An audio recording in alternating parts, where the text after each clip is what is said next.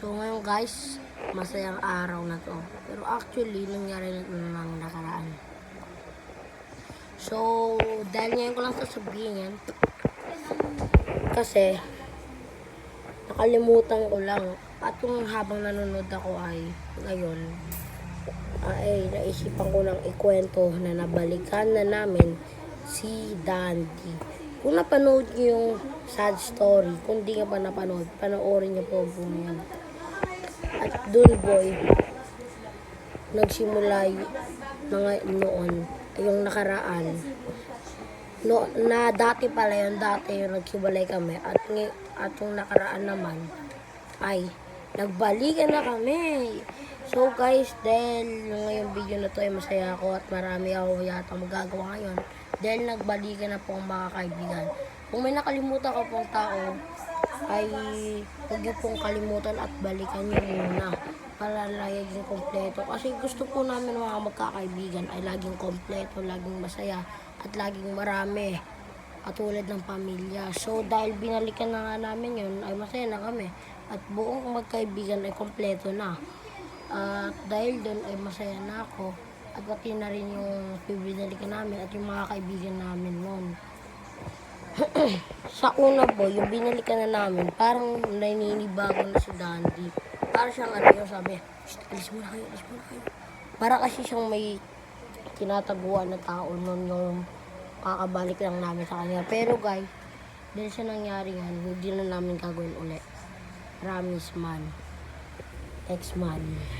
So, hindi na namin gagawin ulit yun. Kasi talagang buong storya na kinuwento ko doon ng nakaraan, yung sad story, di ba sobrang lungkot talaga nun. Naglaro kami, tapos may bigla nagyaya ng away.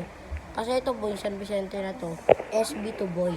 San Vicente, San Vicente, Diliman Street.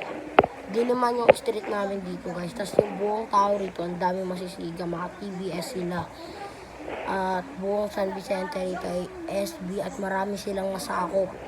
Sakop na yung loob, yung Maliwanag, Makatarungan yata. Ay hindi, alam ko lang yung Maliwanag. Pero actually parang marami na rin kaming, marami na silang mga nasakop sa tingin ko.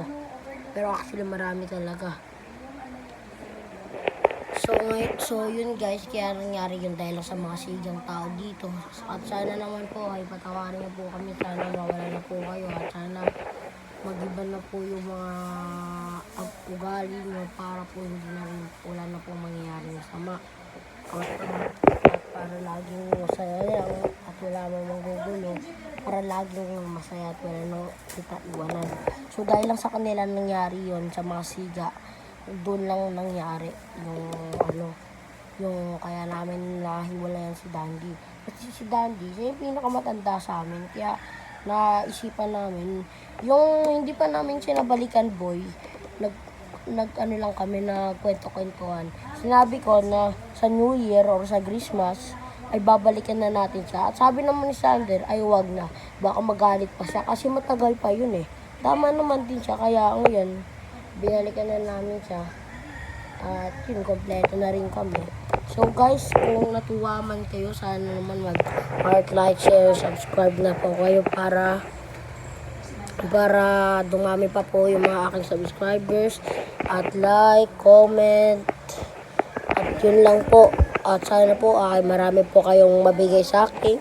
Mga nakasaya para marami po tayong mga videos. So guys, maraming salamat po dahil inabot na po tayo ng 140 subscribers. Maraming salamat po sa inyo dahil kung hindi lang dahil sa inyo ay hindi natin maaabot yun. So maraming salamat talaga guys. Dahil ang binigay niyo yun ay magbibigay ako kapag nag-abot tayo ng 100,000 subscribers.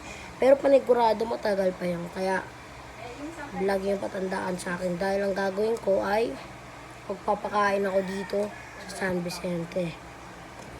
Diba? Dito guys, sa San Vicente sa labas namin buo. Yung parang may event yun. Papakain kami, magpaparagaw ng pera. Depende yun na lang. At kapag inabot naman tayo ng 1 million subscribers at yun ang inabot sa akin ng paglaki mag-skydiving tayo. Pero masyadong matagal naman yan para sa mga bata. At alam niyo na yun, hindi na matatanggal sa akin yun kasi sanay na ako makanood ng mga skydiving videos. Kaya yun, gagawin natin yung guys kapag inabot tayo ng 1 million subscribers. So maraming salamat dahil inabot tayo ng 140 subscribers. So dahil doon ay maraming salamat. At sana patuloy po ang suporta nyo sa amin. At huwag nyo kalimutan mag-heart, like, share, subscribe. At mag-comment rin kayo para sa susunod ko. Goodbye.